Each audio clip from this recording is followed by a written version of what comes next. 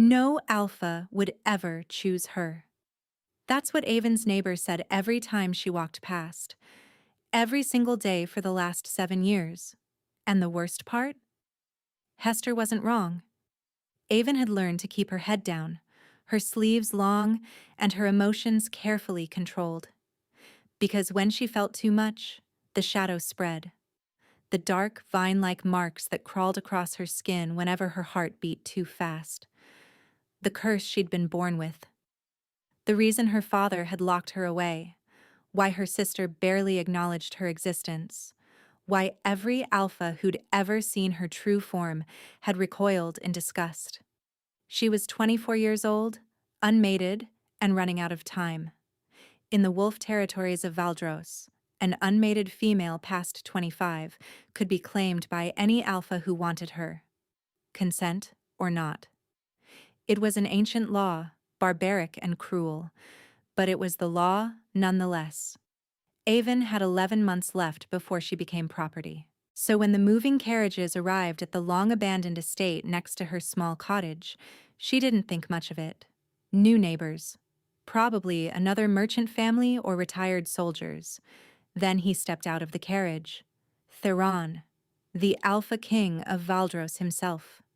And when his pale gray eyes found hers across the overgrown fence line, something impossible happened. He smiled. Neither of them understood yet what that smile would cost them, or what it would save. The village of Ashwick had exactly 47 houses, 1 tavern, 1 healer, and precisely 0 tolerance for anything unusual. Avon had counted the houses during her walks. She'd memorized every cracked stone in the paths, every weathered fence post, and every face that turned away when she approached. When you spent most of your life being invisible, you learned to notice everything about the world that refused to see you. This morning, like every morning, she'd risen before dawn to tend her small garden. Vegetables mostly. Herbs that the healer sometimes purchased from her when no one was watching. It wasn't much of a living, but it was enough to keep her cottage standing and food in her belly. "There she goes," a voice carried across the morning mist. "The shadow-touched freak." Avon's hands stilled on the tomato vines. Hester stood at her own fence, arms crossed, lip curled. She was beautiful in the way wolves were supposed to be. Golden-haired, bright-eyed, with a mate and 3 pups and a place in the pack hierarchy. Everything Avon would never have. "You know," Hester continued, her voice pitched to Carrie, "my grandmother used to say that shadow-touched wolves should be drowned at birth. Would have saved everyone the trouble of looking at them." Avon's chest tightened. She felt the familiar prickle beneath her skin, the darkness wanting to spread, to crawl up her arms and across her face, to reveal exactly what she was. "Breathe," she told herself. "Don't react." But Hester wasn't finished. 11 months left, isn't it? The woman's smile was sharp as broken glass. "Though I suppose no alpha would want you anyway. Not after what happened to that merchant's boy. Eric, wasn't it? Burned alive in a fire that touched nothing else." Hester clicked her tongue. Strange, that. Very strange indeed. Avon's vision blurred. The old accusation, the old wound, ripped open fresh. "I didn't," she started. "Save it for the claiming alpha's shadow freak. Maybe one of them will believe you." Avon dropped her gardening shears and walked inside, closing the door quietly behind her. She wouldn't cry. She wouldn't scream. She would simply breathe until the shadow retreated back beneath her skin. Eric. 7 years dead, and still his ghost followed her everywhere. She'd been 17 when her father had arranged the match. A merchant's son, handsome enough, willing to overlook her oddities in exchange for the status of marrying into the Alpha's family. For 3 months, she dared to hope for a normal life. Then one night, Eric had discovered her shadow marks. He'd recoiled in horror, called her a monster, threatened to expose her to the entire village. They'd argued. She'd been angry, angrier than she'd ever been. And by morning, Eric was dead, burned in his bed by a fire that left nothing else touched. No natural fire behaved that way, only shadow fire. Everyone assumed Avon had killed him. Her father had certainly encouraged that belief, but Avon didn't remember doing it. She'd been angry, yes, furious. But murder? She couldn't be certain either way. Her magic had always been wild, unpredictable. Perhaps she had done it without realizing. That uncertainty haunted her more than any accusation ever could. 11 months, she whispered to the empty cottage. It was a death sentence, just slower than most. The commotion started around midday. At first, Avon ignored it. Sounds from the main road were common enough, merchants passing through, travelers heading north. But then she heard something that made her pause. Hoofbeats. Dozens of them, and beneath them, the rumble of heavy carriages. She moved to her window and pulled the curtain back just slightly. The Blackwood estate, abandoned for nearly 15 years since the old lord had died without heirs, sat on the hill directly beside her property. It was the largest house in Ashwick, though house was a generous term. It was practically a fortress, all dark stone and iron gates and windows that seemed to watch the village below with silent judgment. And right now, those iron gates were opening. Carriages streamed through, followed by riders in black and silver livery. Guards, Avon realized. Royal guards. Royal. She recognized the emblem on their chests, the wolf and crown of the Valdros throne. Why would royal guards be here? She thought. Then she saw him. He rode at the center of the procession, mounted on a black stallion that seemed too large to be real. He wasn't wearing a crown, but he didn't need one. Everything about him screamed authority. The breadth of his shoulders, the set of his jaw, the way that other riders kept their distance as if too close would burn them. Theron, the Alpha King. Avon had never seen him in person. Few commoners had. He ruled from the capital, 300 miles south, and rarely left the palace. Rumors about him were plentiful, though. They said he was cold, calculating, that he'd never taken a mate despite being well past 30. That something was wrong with him, something the court whispered about but never said aloud. Why would he be here? She thought again. In Ashwick, of all places? As if hearing her thoughts, the king's head turned. His gaze swept across the village below, passing over the tavern, the healer's hut, the rows of ordinary houses. Then it stopped. On her cottage. On her. Avon's breath caught. Even from this distance, she could feel the weight of his attention like a physical force. His eyes were pale, true silver gray, almost metallic, and they seemed to look straight through her window, straight through her curtain, and straight through her. Then something happened that made no sense at all. He smiled. Not a smirk. Not the cold, calculating expression she'd expected from a king. A genuine smile, small and almost surprised, as if he'd found something he hadn't expected to find. Avon stumbled back from the window, her blood rushing loud in her ears. The darkness stirred beneath her skin. By evening, the entire village was buzzing. The Alpha King had taken up residence in Blackwood Estate. The Alpha King was living in Ashwick. The Alpha King was her neighbor. Avon stayed inside, curtains drawn, trying to make sense of it. Kings didn't move to tiny villages on the northern border. Kings didn't smile at shadow-touched outcasts through cottage windows. None of this made any sense. A knock at her door made her jump. She approached cautiously, one hand pressed against her chest where the shadow always started when she was afraid. "Who's there?" "Delivery from Blackwood Estate, miss." She opened the door to find a young servant in royal livery, holding a basket covered with cloth. He looked nervous. "The king sends his compliments," the boy said, thrusting the basket toward her, "and requests the honor of your company for dinner tomorrow evening." Avon stared at him.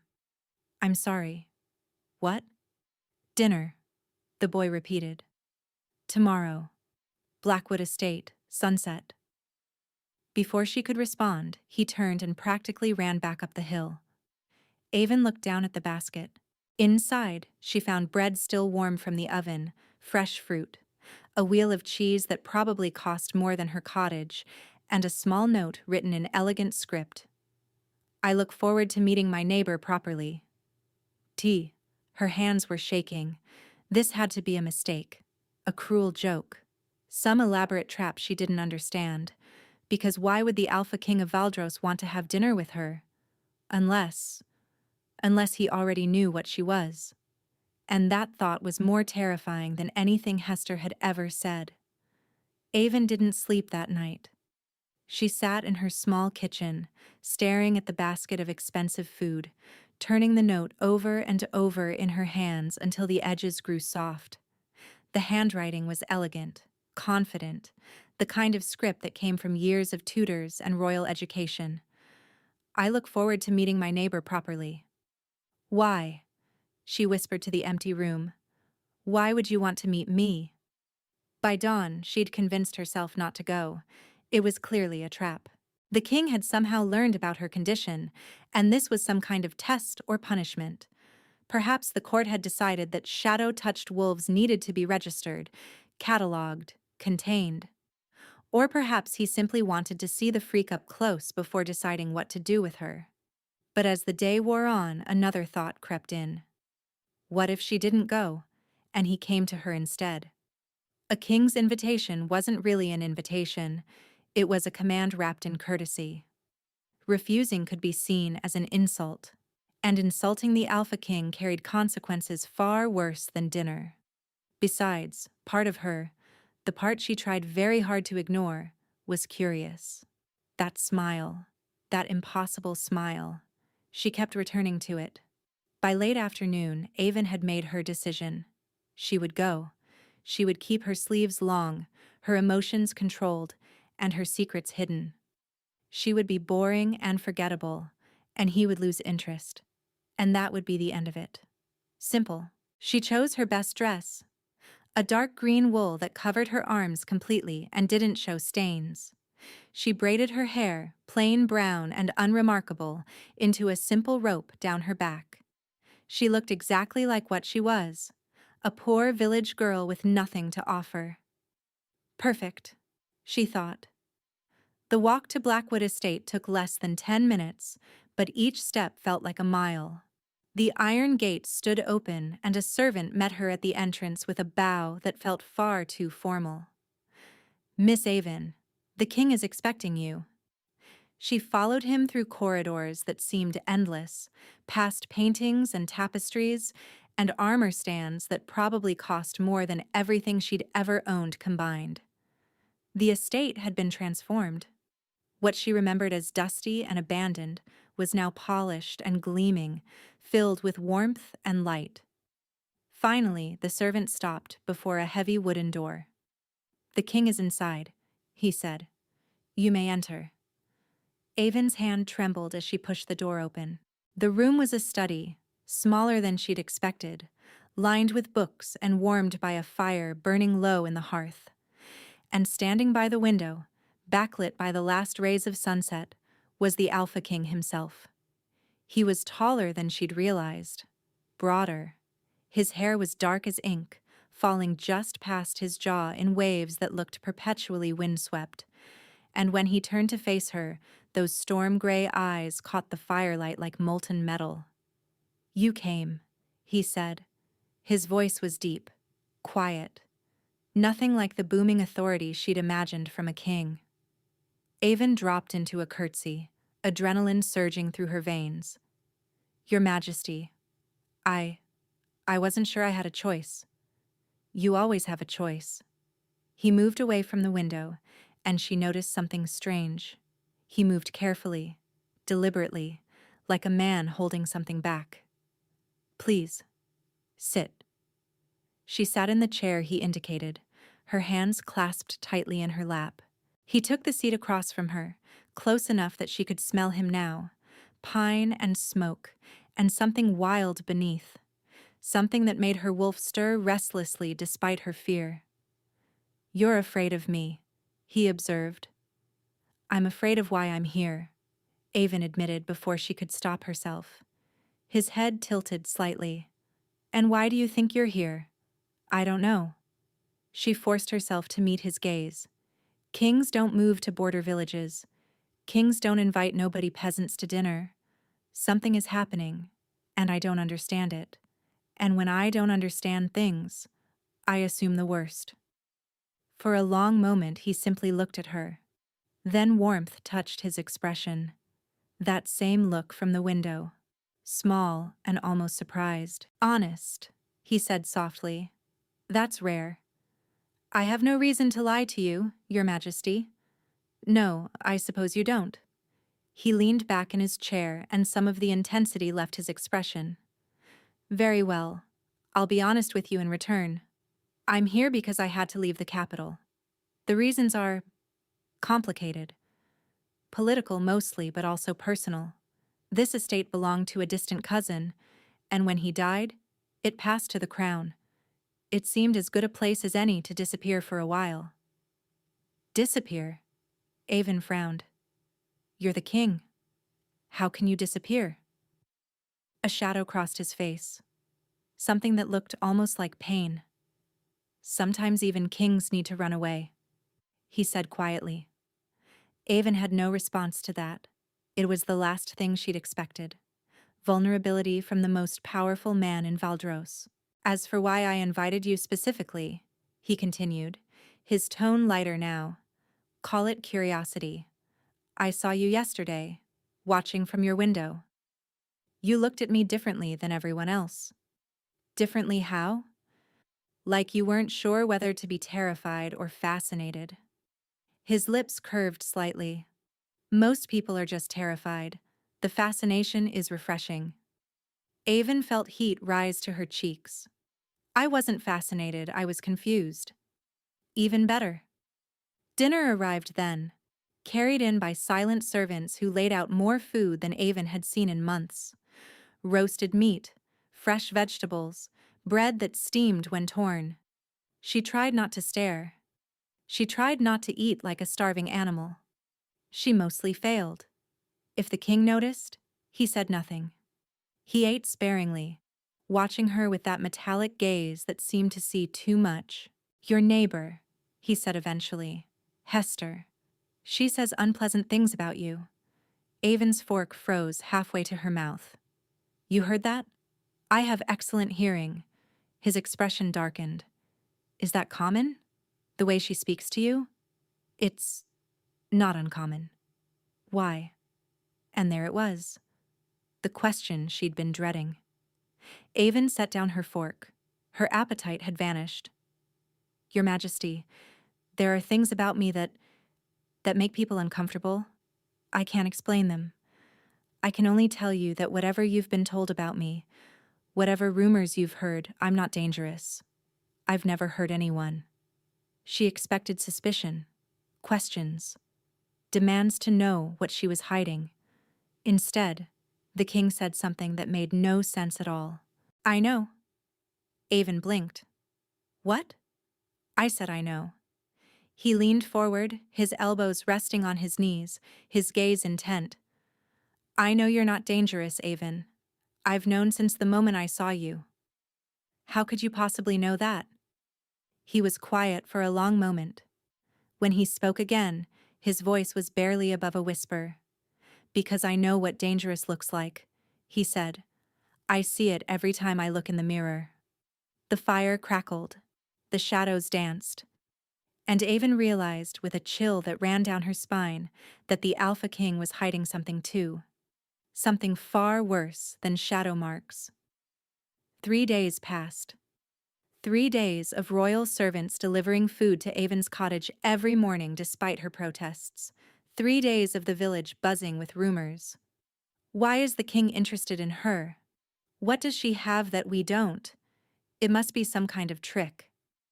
3 days of Avon trying not to think about storm-gray eyes and impossible words. I know what dangerous looks like. I see it every time I look in the mirror. What did that mean? What was the king hiding? On the fourth morning, another knock came at her door. This time, it wasn't a servant with a basket. It was the king himself. Avon's breath caught. She was still in her nightgown, her hair loose and tangled, and her feet bare. She hadn't even washed her face yet. "Your Majesty," she gasped, clutching the door frame. This isn't. I'm not dressed for. "I apologize for the early hour," Theron said. He was dressed simply. Black shirt, riding boots, no crown or jewels. He looked almost ordinary. Almost. "I've been thinking about our conversation, and there's something I need to discuss with you. May I come in?" Every instinct screamed at her to say no. The king? In her cottage? It would destroy what little reputation she had left. The village would talk for years.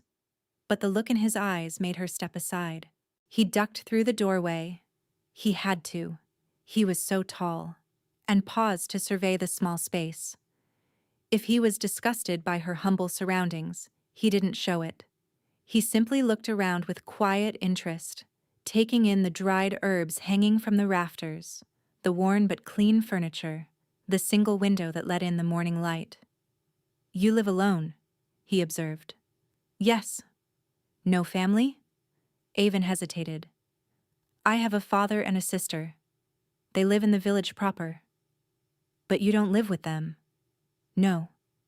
He turned to face her, and something in his expression softened. "I'm sorry, I'm asking too many questions. It's a habit. Wanting to understand things. People. Situations." "Is that why you're here?" Avon asked carefully. "To understand me?" "Partially." He moved to her kitchen table and pulled out a chair. "May I?" She nodded. He sat, and somehow the gesture made him seem less intimidating. A king, sitting at her rough wooden table waiting for her to join him. Avon sat across from him, acutely aware of her bare feet and messy hair, and the fact that she probably looked like something a wolf had dragged in.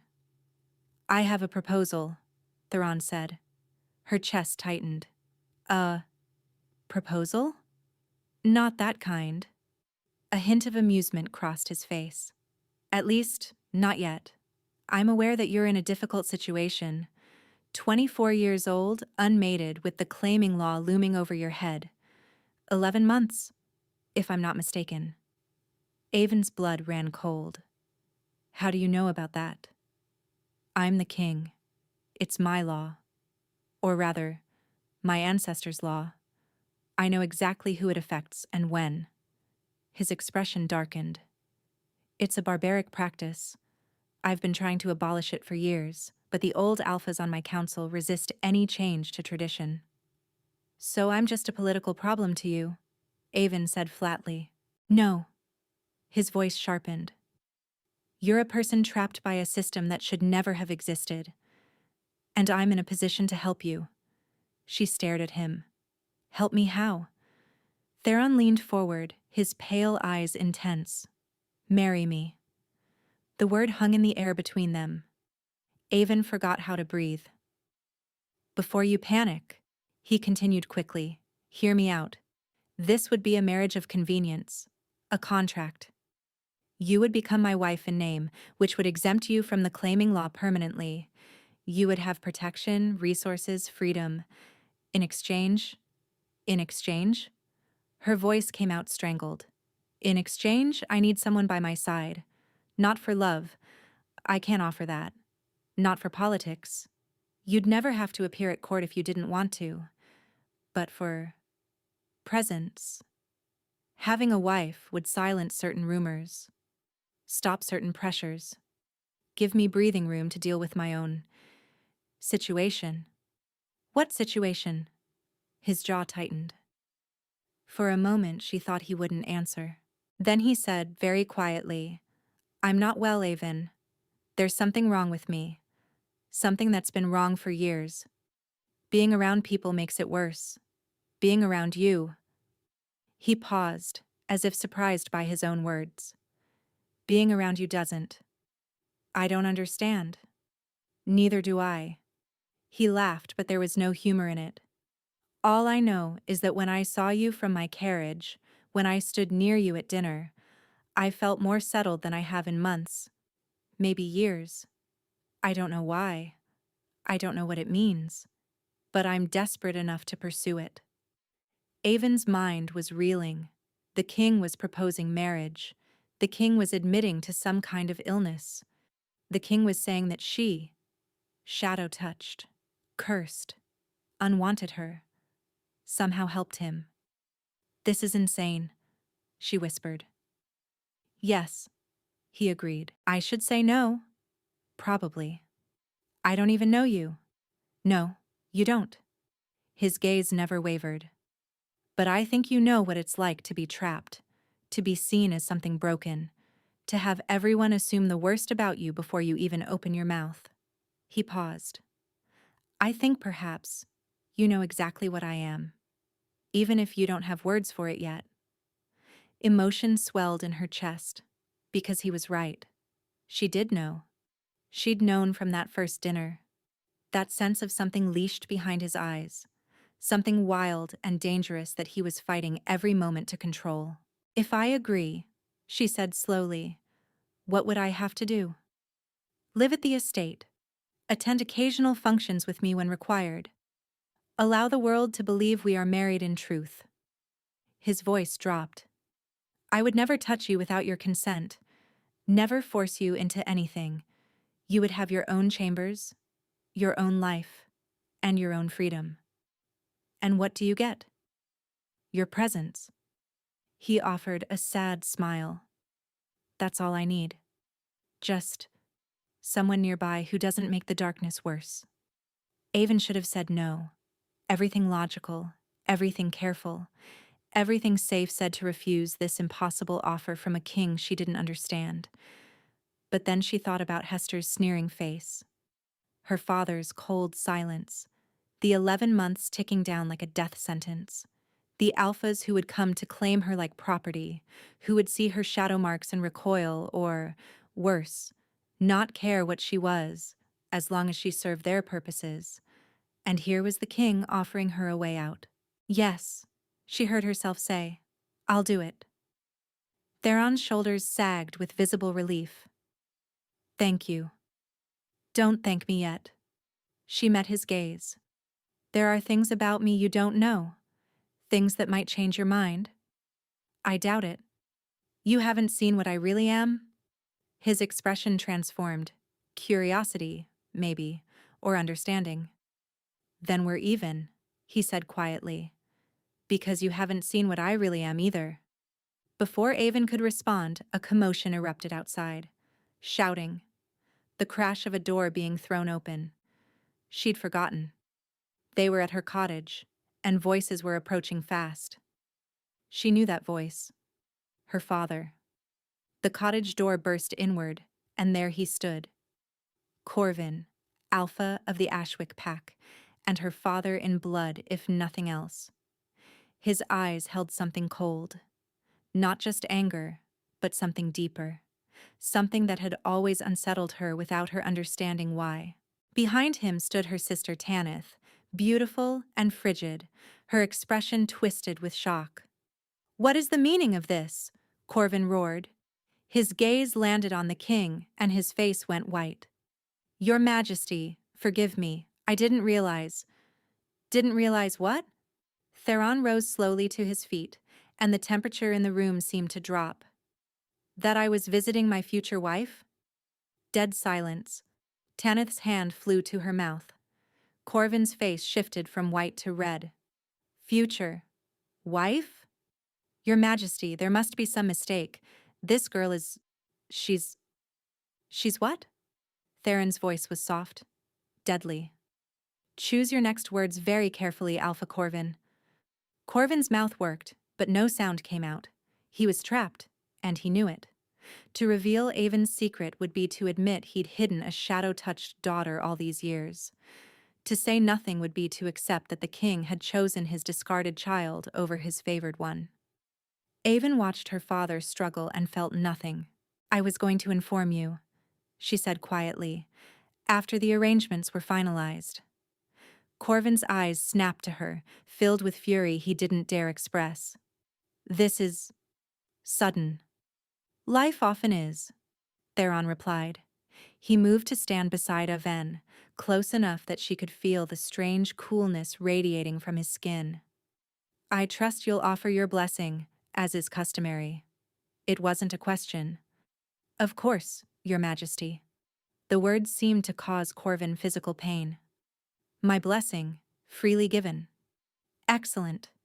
Theron's expression turned cold, sharp, a king's look. I look forward to becoming family. Corvin and Tanith retreated, stumbling over themselves to bow and scrape and escape. The door closed behind them, and the silence that followed was deafening. That, Aven said weakly, was my father. I gathered. He hates me. I gathered that too. She turned to look at him. Really look at him. This strange, impossible man who had just announced their engagement to save her from humiliation. Why did you do that? You could have let me explain, let me handle it. You've been handling things alone for long enough, Theron said simply. That stops now. Aven's eyes burned. She turned away before he could see. I should warn you, she managed. My father will try to stop this. He'll tell people about me, about what I am. The rumors will spread. Let them. You don't even know what the rumors will say. I don't care. Theron moved to the door, pausing with his hand on the frame. Whatever you're hiding, Aven, whatever makes you think you're monstrous, I promise you, it won't change anything. You can't know that. He was quiet for a moment. When he spoke again, his voice was heavy with something she couldn't name. When you're ready to show me, he said, I'll show you mine. Then you'll understand why your secrets don't scare me. He left without another word, and Aven stood alone in her cottage, shaking, terrified, and, for the first time in years, just slightly, impossibly, dangerously hopeful. That evening, Tanith returned alone. She appeared at Aven's door just as the sun was setting, her beautiful face twisted with barely controlled rage. You think you've won? Tanith hissed.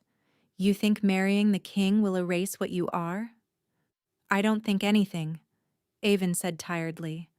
I'm just trying to survive. Survive? Tanith laughed bitterly. You should have been drowned at birth, like father's mother was drowned. Like grandfather ordered when he discovered what she truly was.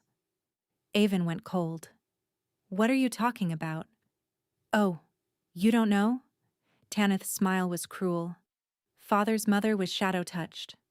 A witch, they called her. When grandfather discovered her true nature, he had her executed in secret, drowned in the river, and buried in an unmarked grave. Father spent his whole life terrified the curse would resurface in his children. She stepped closer. And then it did. In you. That's not. Bad blood runs in our family. Sister. Father's blood. His mother's blood. That's why he keeps you hidden. That's why he can barely stand to look at you. You're a reminder of everything our family has tried to bury. Aven's mind was spinning. Her grandmother? Shadow-touched? Why are you telling me this? She whispered. Because you need to understand what happens when people like you are discovered. Tanith's voice dropped. When the king finds out what you truly are, and he will find out, he won't just leave you. He'll destroy you, just like grandfather destroyed grandmother. Just like father would have destroyed you if he'd had the courage. He could have, couldn't he? Aven said slowly, a new suspicion forming. Father could have turned me over to the authorities years ago. Why didn't he? Something flickered in Tanith's expression. Fear. That's not your concern, she said quickly. Isn't it? But Tanith was already retreating, her composure cracking. Mark my words, sister, this marriage will be your undoing. She vanished into the gathering dark, and Aven stood in her doorway, more questions churning in her mind than before. Her grandmother, the drowning. Her father's inexplicable decision to hide her rather than expose her. What wasn't Tanith telling her? That night, a note arrived with her evening delivery. The wedding will take place in 3 days. I've handled the arrangements. All you need to do is arrive. Sleep well, Avon. Things are about to change. T. She read it 3 times. 3 days. In 3 days, she would marry the Alpha King. And he still had no idea what she really was. When he finds out, a voice whispered in her head. Her father's voice. Hester's voice. Everyone's voice. He'll destroy you. But another voice, smaller and quieter, dared to wonder. What if he doesn't? The morning of the wedding arrived with gray skies and a cold wind that rattled Avon's cottage windows. She stood before her small mirror, barely recognizing the woman staring back at her. The royal seamstresses had arrived yesterday with a gown, deep emerald silk that hugged her body before flowing to the floor in waves. Long sleeves, as she'd requested. High neckline, every inch of potentially marked skin covered. When she'd made the requests, she'd expected resistance. Questions. Instead, the head seamstress had simply nodded and said, "The king anticipated as much. He instructed us to follow your preferences exactly." He anticipated it. Avon didn't know whether to be grateful or terrified that he was already learning to read her. A knock at the door made her jump. "Miss Avon?" A servant's voice. "The carriage has arrived." She took one last look at herself. This stranger in silk, this woman about to marry a king, and walked out to meet her future. The ceremony would take place in the great hall of Blackwood Estate. Not a cathedral, not the capital, not any of the grand venues typically used for royal weddings. Theron had insisted on keeping it small, private, just the required witnesses and a priest. Less spectacle, less scrutiny, he'd explained in his last note. This is about protection, not performance. But as the carriage wound up the hill toward the estate, Avon saw that small was relative. The gates were flanked by royal guards in full ceremonial armor. Banners bearing the wolf and crown sigil snapped in the wind, and lining the path to the entrance despite the gray weather stood what seemed like half the village. They'd come to watch. Of course they had. Avon kept her eyes forward as she stepped out of the carriage. She heard the whispers immediately. "Look at her, acting like she belongs. Shadow-touched freak thinks she can be queen. The king must be mad, or cursed, or both." She walked through them like walking through fire, her chin high and her hands steady despite the darkness stirring beneath her skin. The great hall was warmer than outside, lit by hundreds of candles that cast dancing light across the stone walls. At the far end stood the priest, ancient and stern-faced. And beside him, waiting at the altar, was Theron. He wore black, as he always did. But today it was formal. A fitted coat with silver embroidery, dark trousers, polished boots. His hair had been pulled back from his face, revealing the sharp angles of his jaw and cheekbones. He looked every inch the king. And when his eyes found hers across the hall, his expression transformed into something that looked almost like wonder. Avon walked toward him on unsteady legs. There was no music, no procession, and no father to give her away. Just her footsteps echoing in the candlelit silence, and his pale gaze drawing her forward like a rope. When she reached the altar, Theron extended his hand. She took it. His skin was cool. Not cold, but cooler than any wolf should be. She'd noticed it before, filed it away with all the other strange things about him. Now, standing here, about to bind herself to this man, it felt like a warning she should have heeded. "You came," he said quietly, for her ears only. "Did you think I wouldn't?" "I thought you might come to your senses." A hint of warmth touched his voice. "I'm glad you didn't." The priest cleared his throat. "We are gathered here," he began, his voice echoing through the hall, to witness the binding of Alpha King Theron of Valdros to Avon of Ashwick, in accordance with the ancient laws of our kind. The ceremony was simpler than Avon had expected. Vows of loyalty, of protection, of partnership. Nothing about love, nothing about forever. Just two people agreeing to stand together against whatever came. When it was time for the marking, the traditional bite that would seal the bond, Theron leaned close to her ear. "We don't have to do this publicly," he murmured. "A verbal claim will satisfy the law. The physical marking can wait until you're ready, if you're ever ready." Words caught in her throat. He was giving her a choice. Again. "A verbal claim," she whispered back. "Please." He nodded once, then turned to face the small gathering of witnesses. "I claim this woman as mine," he announced, his voice carrying through the hall. "My wife, my queen, my partner. Let no wolf challenge this bond." "I claim this man as mine," Avon echoed, surprised by how steady her voice sounded. "My husband, my king, my partner. Let no wolf challenge this bond." The priest raised his hands. "By the power of the old laws and the witness of those gathered, I pronounce this union sealed. What has been bound, let no one break." It was done.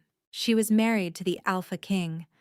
The small reception afterward was a blur of faces and congratulations that felt hollow. Avon stood beside Theron, accepting well wishes from nobles she didn't know, feeling like an imposter in her own life. Then a familiar figure pushed through the crowd. Tanith. Her sister was dressed in pale blue, beautiful as always, her expression sharp as a blade. She curtsied before Theron with exaggerated grace. "Your Majesty," she purred. "Congratulations on your unexpected choice." "Thank you," Theron said coolly. Tanith turned to Avon, and her smile widened. "Sister. How fortunate for you. Though I do wonder how long this arrangement will last once the king sees what you truly are." "Tanith," Avon started. "Does he know about the marks?" Tanith's voice was soft, meant only for them.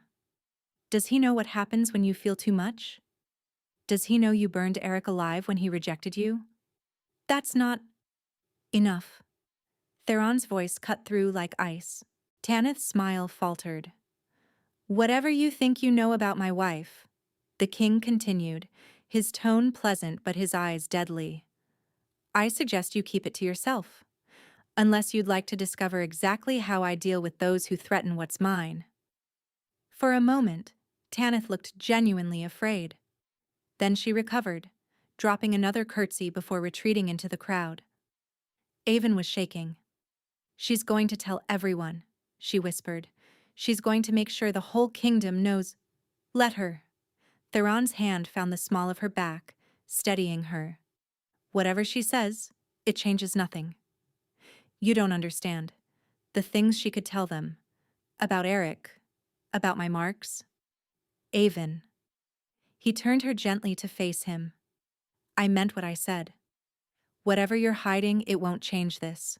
It won't change my decision." She wanted to believe him. Gods, she wanted to believe him so badly. But she'd learned long ago that words were easy. It was actions that revealed the truth. "I hope you're right," she said quietly. His gaze held hers for a long moment. "So do I," he admitted. And somehow, that honesty was more comforting than any promise could have been. The suite they'd prepared for her was larger than her entire cottage. Avon stood in the center of it, trying to comprehend the space. A canopied bed that could fit 6 people, wardrobes carved from dark wood, a bathing chamber with an actual copper tub, windows that overlooked the moonlit gardens below. "This is mine?" she'd ask the servant who'd escorted her. "These are the Queen's chambers, Your Majesty." Your Majesty. She was Your Majesty now. The servant had left her alone to prepare for bed, to prepare for her husband. Avon sat on the edge of the mattress, her hands clasped in her lap, her chest tight with anxiety. She'd changed into a nightgown. modest, long-sleeved, provided by the seamstresses along with her wedding dress. She looked like a virgin sacrifice waiting for the dragon, which, she supposed, wasn't entirely inaccurate. The knock, when it came, was soft. "Come in," she managed. Theron entered quietly, closing the door behind him. He'd changed too. Simple black trousers and a loose white shirt, unlaced at the throat.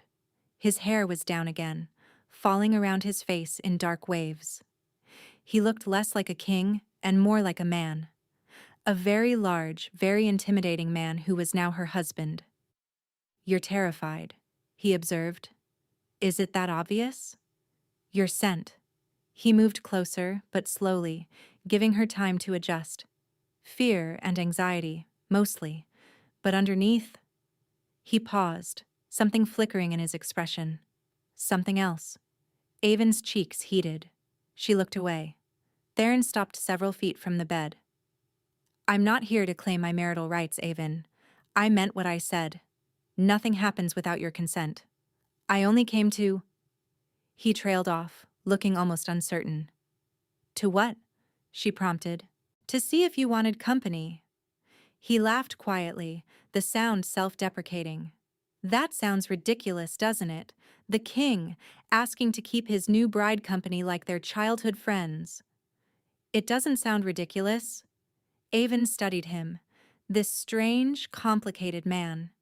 "It sounds lonely." Pain flickered across his face. Or perhaps recognition. "I am lonely," he admitted quietly. "I've been lonely for a very long time. Being around people usually makes it worse. The noise in my head gets louder.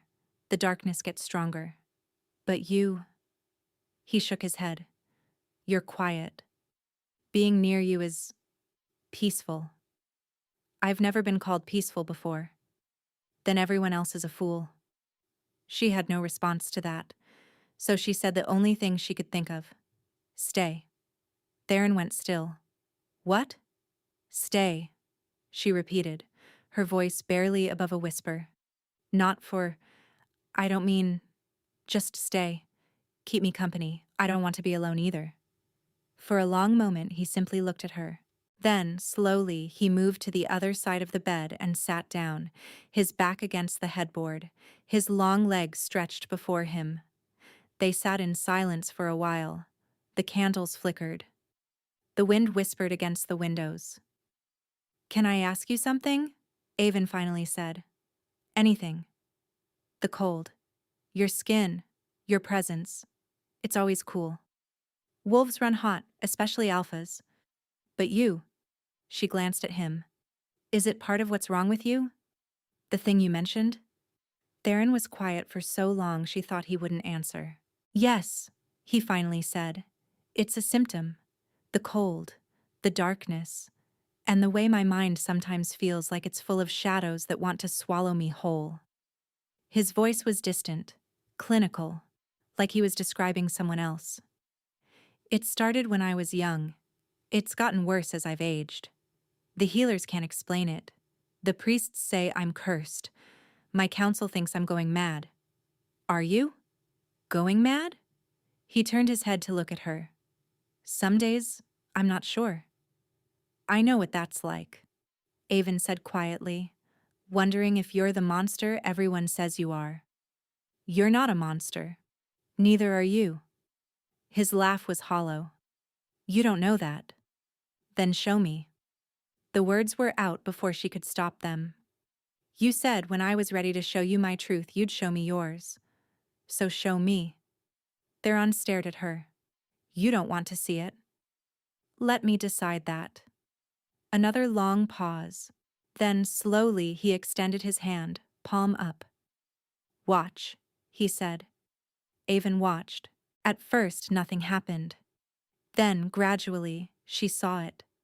Darkness gathering in his palm, coiling like smoke, like liquid shadow. It spread up his fingers, across his wrist, swirling in patterns that seemed almost alive. The temperature in the room dropped sharply. "It wants out," Theron said, his voice strained. "Always wants out. I have to fight every moment to keep it contained. When I'm around people, around chaos, around strong emotions, it pushes harder. It feeds on distress. The shadows writhed in his hand. Avon should have been afraid. This was what the stories whispered about. The cursed king, the darkness touched, and the monster on the throne. But all she felt was recognition. "May I?" she asked, reaching toward his hand. "Avon, don't." But she'd already touched him. Her fingers brushed against the shadows, and something extraordinary happened. They receded. The darkness shrank back like a wounded animal, retreating into his skin until his palm was just a palm again, cool, pale, but normal. Theron stared at their joined hands, his expression stunned. "How did you do that?" he breathed. "I don't know." Avon felt breathless. "I just touched you." It's never done that before. It's never retreated for anyone. They looked at each other in the candlelight, both of them shaken, both of them wondering what this meant. "Maybe," Avon said slowly. "We're more alike than we knew." Theron turned his hand over, lacing his fingers through hers. His grip was gentle, almost reverent. "Maybe we are," he agreed. They sat like that for a long time, holding hands in the darkness, two broken people who somehow made each other whole.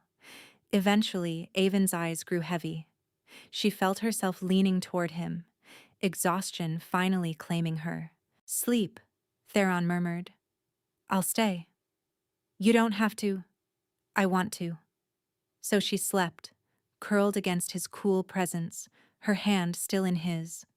And for the first time in years, the darkness beneath her skin stayed perfectly, peacefully still. Weeks passed. Avon had expected the arrangement to feel awkward, artificial. Two strangers playing house while they navigated their respective secrets. Instead, it felt like breathing. Theron came to her chambers every evening. Sometimes they talked for hours, about books, about politics, about the small details of their lives that no one had ever cared to ask about before. Sometimes they sat in comfortable silence, reading by the fire, existing in each other's space without the need for words. And every night, without fail, he held her hand. It had become a ritual. The moment he arrived, he would extend his hand, and she would take it, and his shadows would quiet. He'd tried to explain it once, how her touch created a silence in his mind that nothing else could match. How he'd spent decades drowning in darkness, and she was the first shore he'd ever found. "You're my anchor," he'd said one night, his voice rough with something she didn't dare name. "Without you, I'd drift away entirely." Avon had never been anyone's anchor before. She'd only ever been a burden, an embarrassment, a mistake. The idea that she could be essential to someone, especially someone like him, made her chest ache in ways she didn't understand. But it wasn't just the evenings that changed. Theron began finding excuses to see her during the day as well. He'd invite her to walk in the gardens, to join him in his study while he worked, to take meals together instead of separately. "People will talk," Avon warned him one afternoon, as they sat together in the library. "A king spending so much time with his wife isn't normal. They'll think you're—" "What? Happy?" His lips curved. "Let them think whatever they want." "I'm serious, Theron." He looked up from his book, and his gaze softened in a way that made her breath catch. "So am I," he said quietly. "I've spent my entire life performing coldness, distance, control, pretending I didn't want the things I wanted, denying myself anything that might make the darkness worse." He set the book aside. "Being with you doesn't make it worse. It makes it better. Why would I deny myself that?" Avon had no answer. That night she lay awake in her chambers, Theron's quiet breathing beside her. He'd started staying through the night 2 weeks ago, after she'd admitted that the nightmares were easier when he was there. "What nightmares?" he'd asked. "The ones where the shadow takes over," she'd confessed. where I lose control and hurt someone, where I become the monster everyone says I am. He'd pulled her closer then, his arms wrapping around her, his cool presence soothing the perpetual heat beneath her skin. I have nightmares too, he'd murmured, about the darkness swallowing me whole, about losing myself to it and never coming back, about hurting the only person who's ever made me feel human. Me? You. Now, lying in the dark, listening to him breathe, Avon finally admitted the truth to herself. She was falling in love with him, not with the king, not with the power or the protection or the titles, with him, the man who brought her books because he'd noticed what she liked to read, who asked about her garden every morning because he knew it mattered to her, who held her hand like she was precious, like she was worth holding. The man who looked at her like she was the only light in his darkness. I'm falling in love with my husband, she thought, and the realization was terrifying. Because he'd been clear from the beginning. This was an arrangement, a contract. He couldn't offer love. Those were his exact words. And even if he could, even if by some miracle he felt the same, he still didn't know what she really was. The thought sent ice through her veins. She'd managed to hide it so far. The long sleeves, the controlled emotions, the careful distance from anything that might trigger the shadow. But how long could she keep it up? How long before he saw the marks creeping across her skin? Before he witnessed what happened when she truly lost control? He'd shown her his darkness.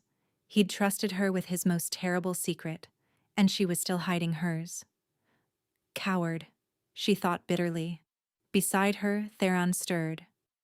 You're awake, he murmured, his voice thick with sleep. I'm sorry. I didn't mean to wake you. You didn't wake me. I felt you worrying. His hand found hers in the darkness. What's wrong? Everything. Nothing. The fact that I'm in love with you and terrified of what happens when you learn the truth. Just thinking, she said instead. About the future. Theron was quiet for a moment. Then he shifted, pulling her closer, her back against his chest, his arm draped over her waist. I think about it too, he admitted. About what happens next. About whether I can keep the darkness contained forever. About whether... He paused. About whether you'll stay when you realize exactly how broken I am. Her chest constricted. I already know you're broken. You know the surface, the part I've let you see. Then show me the rest. I will. His lips brushed against her hair. When I can. When I trust that it won't send you running. I won't run. You say that now. I mean it. She felt him smile against her hair. Then we're both fools, aren't we? Both hiding our worst selves from the only person who might actually understand. Avon closed her eyes, guilt churning in her stomach. Tell him, a voice whispered. Tell him now. But fear kept her silent. Fear and selfishness and the desperate need to hold on to this happiness for just a little longer. Maybe we are fools, she said softly. But at least we're fools together. Theron's arm tightened around her. Together, he echoed. And despite everything, despite the secrets, despite the fear, despite the certainty that this couldn't last, Avon let herself sink into his embrace. Just a little longer, she promised herself. I'll tell him soon. But soon was a dangerous word. And time, as she would soon discover, was not on their side. 3 months into their marriage, Avon realized she'd never been happier. It was a strange thing to admit, even to herself. She'd spent so long bracing for disaster, waiting for the other shoe to drop. That happiness felt like wearing someone else's clothes. Beautiful, but not quite hers. Yet here she was, waking up beside Theron every morning, taking meals with him, walking with him, laughing with him. learning the 1,000 small details that made him who he was, that he preferred his tea bitter, that he read poetry when he couldn't sleep, that he talked to his horse like it was an old friend, and the way he looked at her.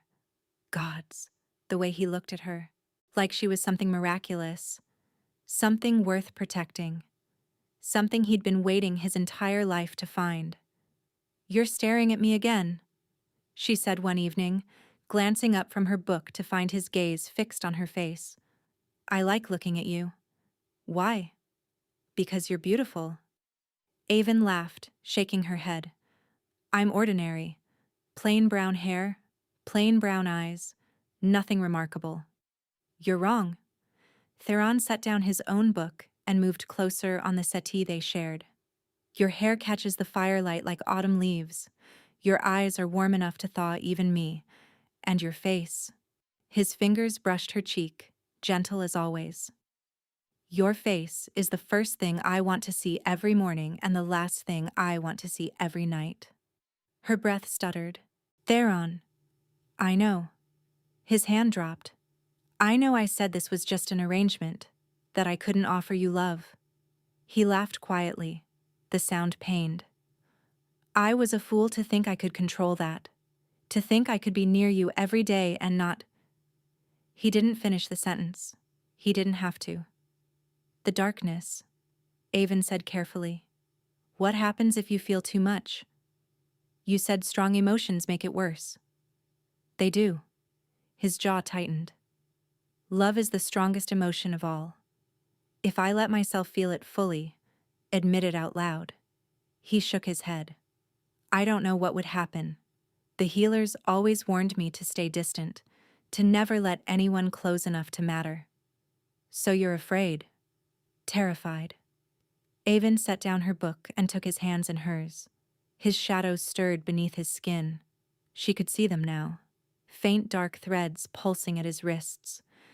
But they settled at her touch, as they always did. "I'm afraid too," she admitted. "I've been afraid since the day we met. Afraid you'd see what I really am and turn away. Afraid I'd lose the first good thing I've ever had." She squeezed his hands. "But I'm more afraid of never telling you the truth." Theron went still. "The truth?" "About what I feel."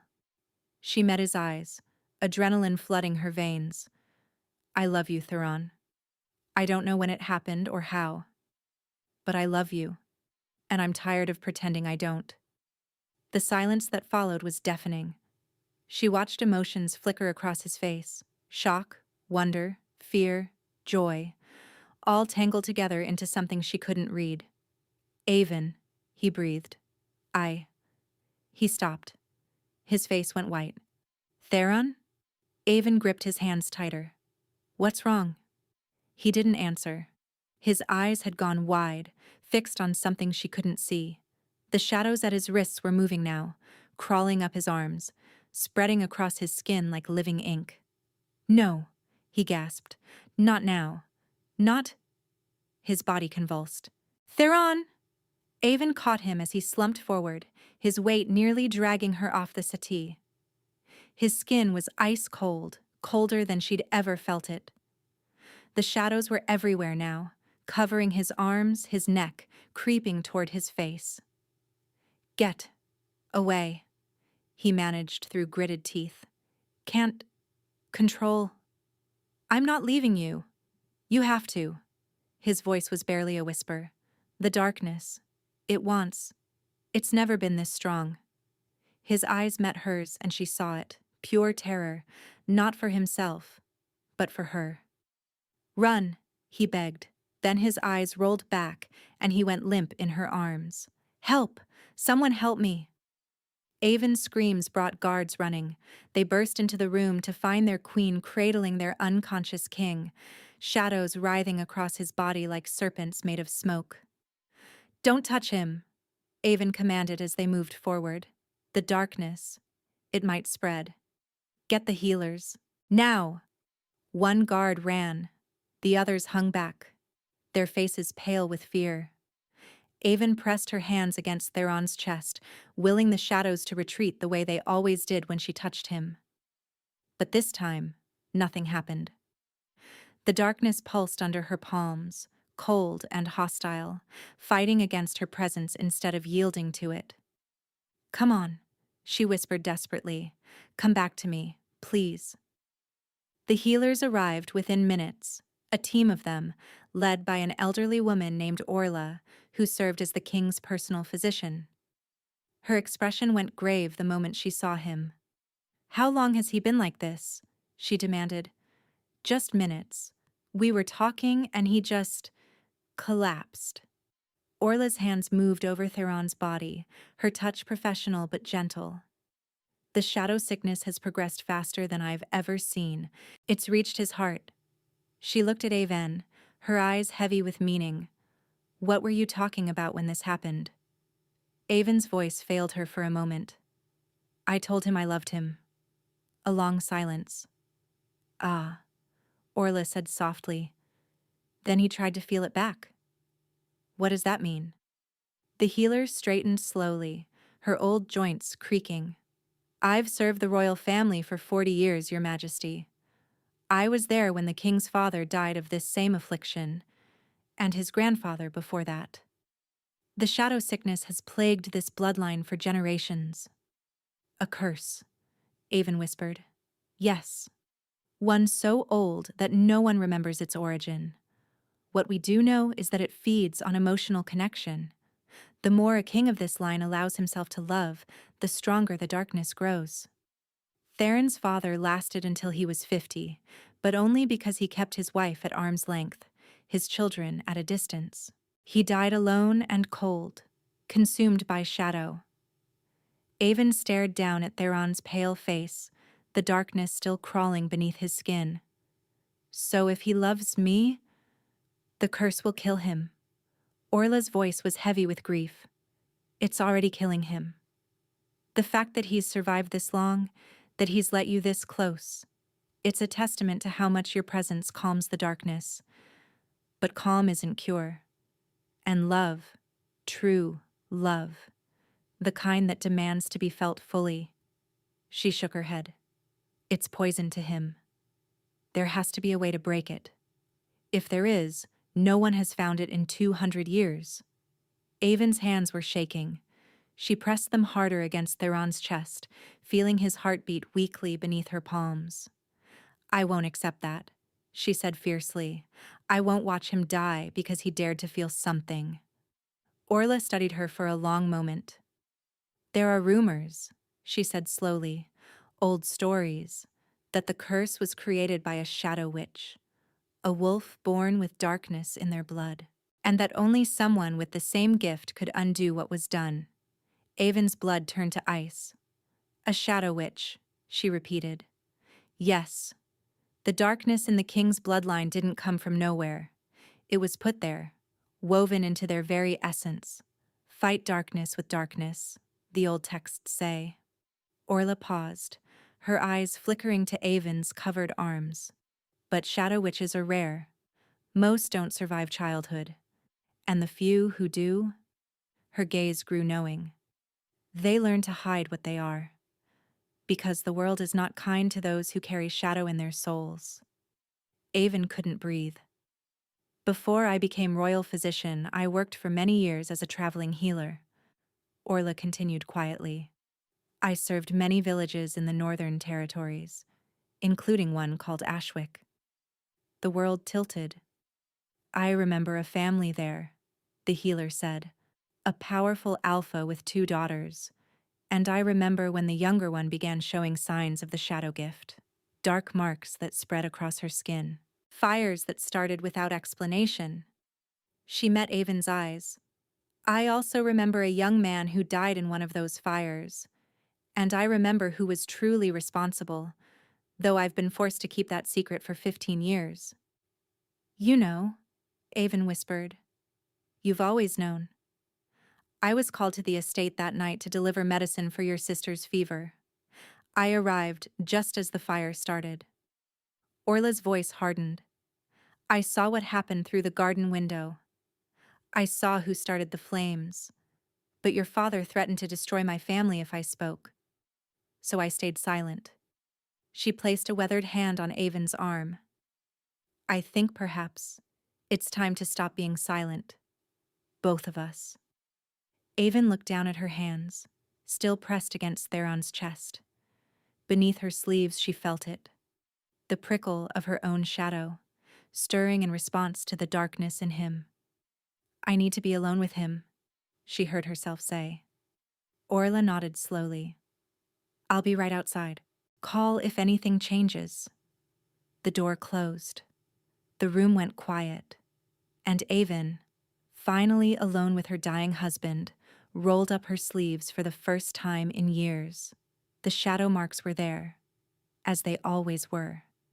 Dark, vine-like patterns that started at her wrists and spread up her forearms, swirling across her skin like living tattoos. They'd appeared when she was 13. They'd grown every year since. And now, looking at them beside the darkness consuming Theron, she saw what she'd never seen before.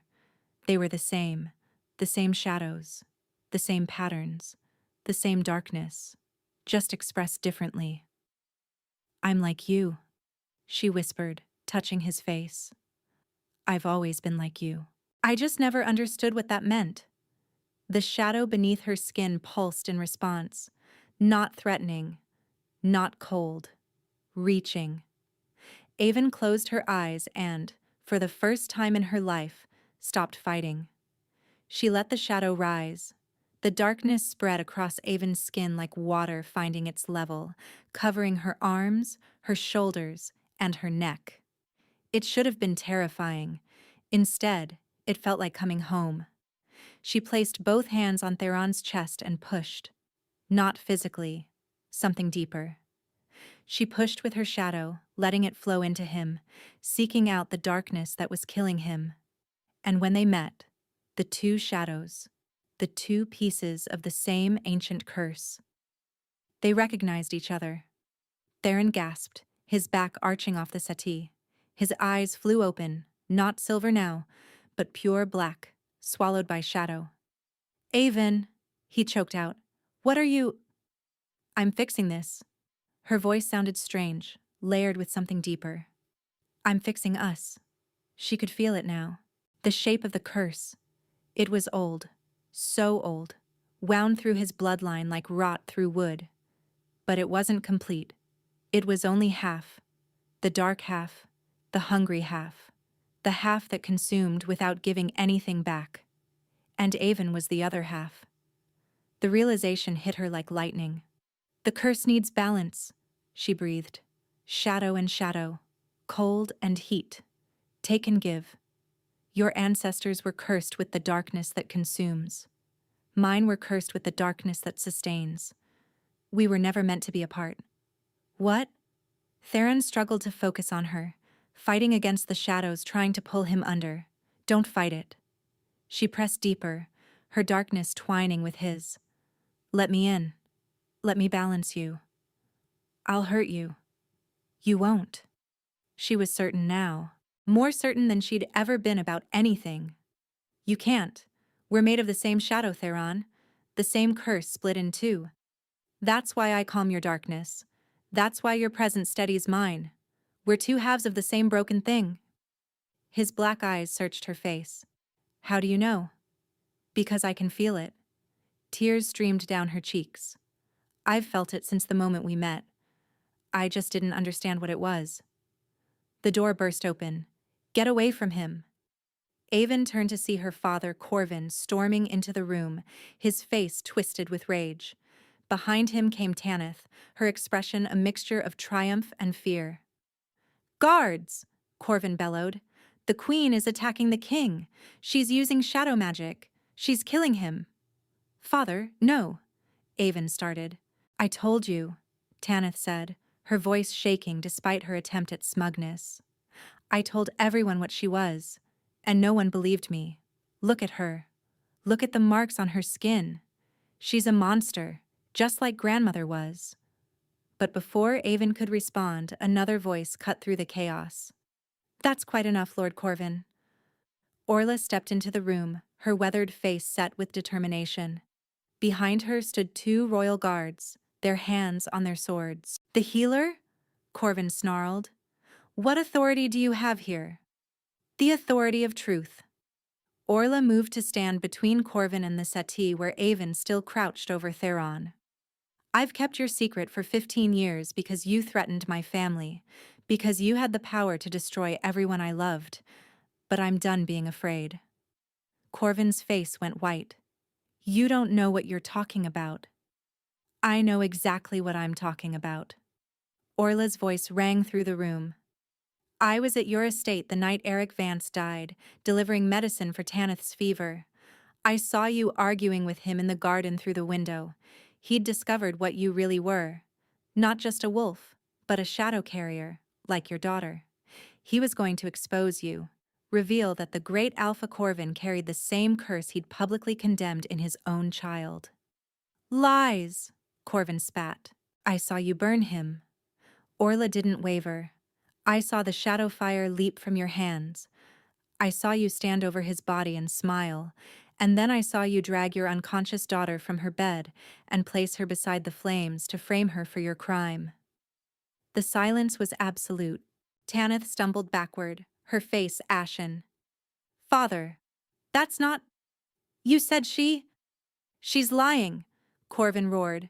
She's a senile old woman who… I have proof. Orla reached into her robes and withdrew a small leather journal. Your mother's diary, Lord Corvin. She hid it in the Ashwick Temple before your father had her killed, hoping someone would find it and learn the truth.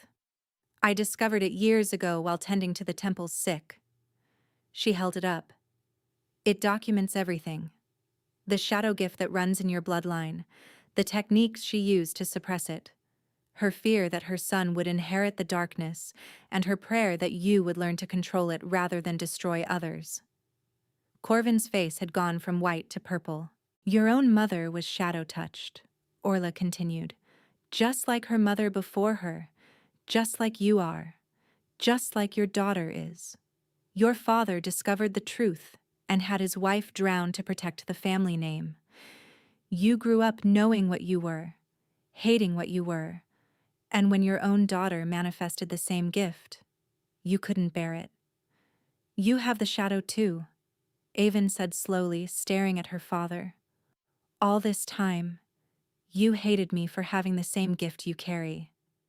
Had. Corvin's voice cracked. I cut it out of myself years ago, ripped it from my very soul. Do you know what that costs? Do you know how much it hurts?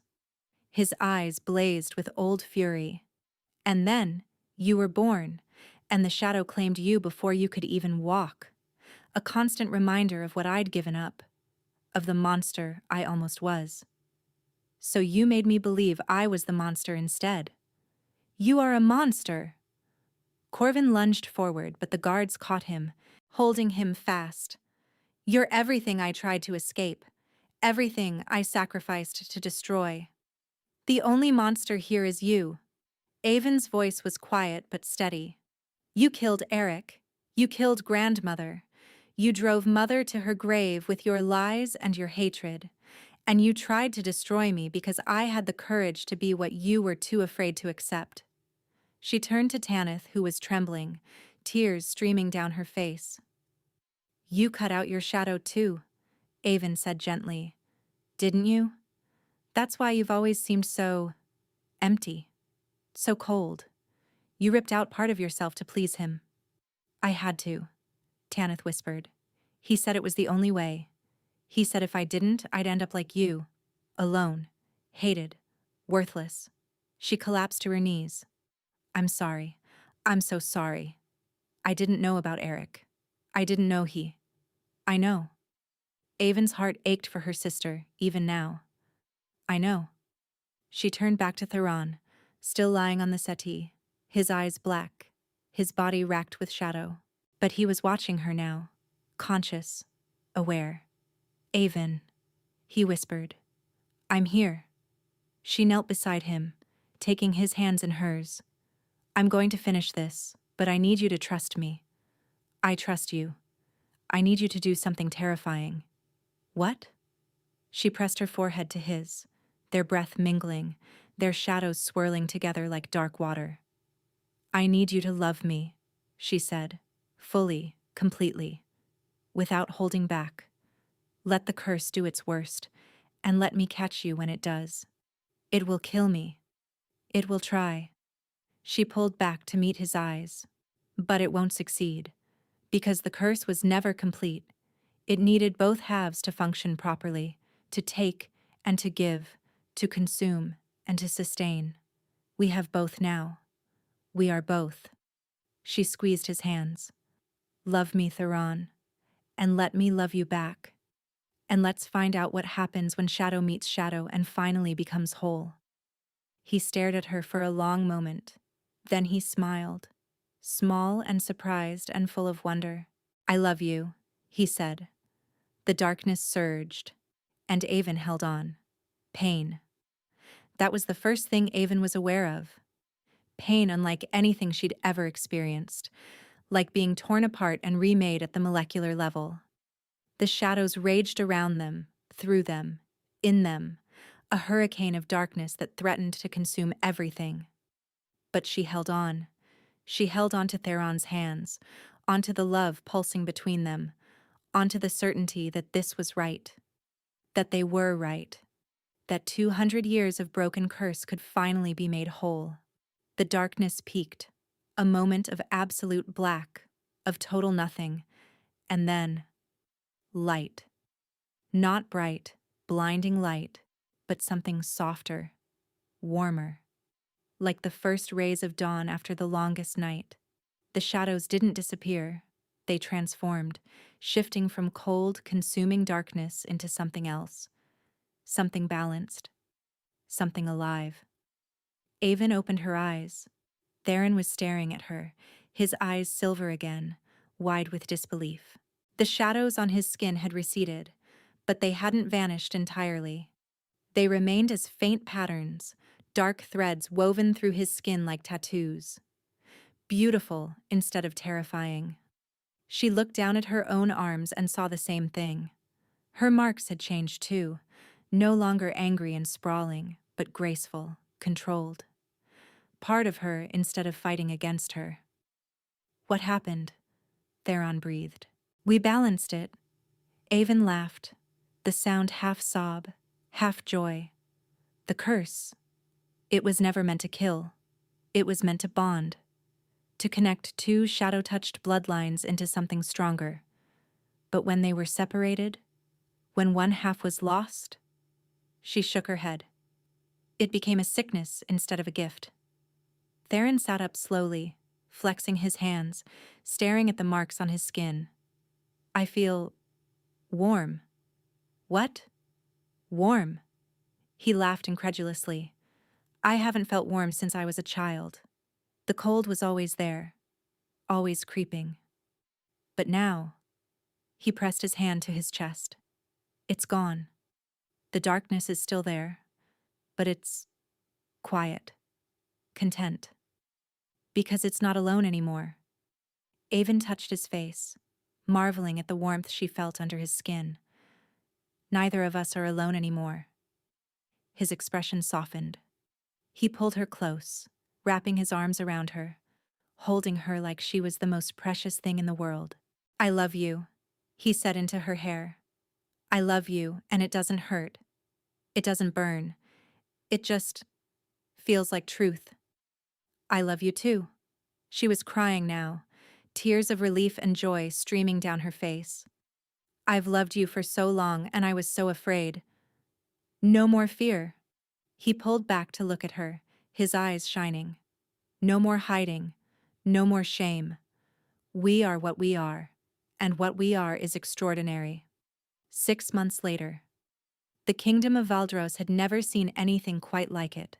An alpha king who smiled, who laughed, who walked through his palace holding his queen's hand like a lovesick young wolf, instead of the cold, distant monarch they'd always known, and a queen, shadow-marked and proud of it, who had transformed from a village outcast into the most beloved woman in the realm. "They're staring again," Avon murmured as they walked through the capital market, guards trailing at a respectful distance. "Let them stare. Theron squeezed her hand. They're not staring because they're afraid. They're staring because they've never seen their king happy before. It was true. The changes had rippled outward from the palace like stones thrown into still water. The claiming law had been abolished within the first month. Shadow-touched wolves were no longer hunted or hidden but welcomed, their gifts finally understood as something to be cultivated rather than feared. Corvin sat in a prison cell, convicted of murder and treason. His title and lands had been stripped, his crimes publicly acknowledged. Tanith had chosen exile at first, unable to face the kingdom that now knew the truth. But slowly, tentatively, she'd begun reaching out to Avon, seeking to rebuild what their father had destroyed. And Orla had been appointed royal physician, rewarded for her courage, with a position she'd more than earned. But for Avon, the greatest change was simpler. She was happy, she was loved, and she no longer had to hide. That evening, she stood on the balcony of the royal chambers she now shared fully with Theron. No more pretense, no more distance, and watched the sunset paint the sky in shades of gold and rose. Arms wrapped around her from behind. "What are you thinking about?" Theron asked, his chin resting on her shoulder. "Everything." She leaned back into his warmth. "How different my life is now. How afraid I used to be. How I almost missed all of this because I was too scared to let anyone see the real me. The real you is magnificent." She turned in his arms, facing him. The shadows played beneath both their skins now, swirling in harmony, connected in ways no one else could see. "The real you is pretty magnificent too," she said. He smiled, that expression that had started everything, the one she'd never grow tired of seeing. "I have something for you," he said. "Another gift? Theron, you've given me half the treasury already. This is different." He reached into his pocket and withdrew a small velvet box. "Open it." She did. Inside, resting on dark silk, was a ring, silver, set with a stone she'd never seen before. Black shot through with veins of light, like a captured piece of their shared shadow. "It's made from cursed stone," Theron explained quietly. "The same stone that was used to create the original curse 200 years ago. I had it reforged, reshaped, repurposed." He took the ring from the box. "It's not a symbol of darkness anymore. It's a symbol of balance, of two broken things that became whole together." Avon's vision blurred with tears. "Will you wear it?" he asked. "As a reminder that no matter what shadows come, we face them together?" She held out her hand. He slid the ring onto her finger. It fit perfectly. "I love you," she whispered. "I love you too." He pressed his forehead to hers. "Forever. Without fear. Without shame. Without limit." Below them, the kingdom stretched out toward the horizon, peaceful and prosperous and changed beyond recognition. Above them, the first stars emerged, silver points of light in the darkening sky. And between them, the shadows danced, no longer a curse, but a gift. A reminder that sometimes the things we fear most about ourselves are the very things that make us worthy of love. Thank you for listening to this story. If you enjoyed it, please like, subscribe, and leave a comment letting me know your thoughts. Your support means everything. Until next time.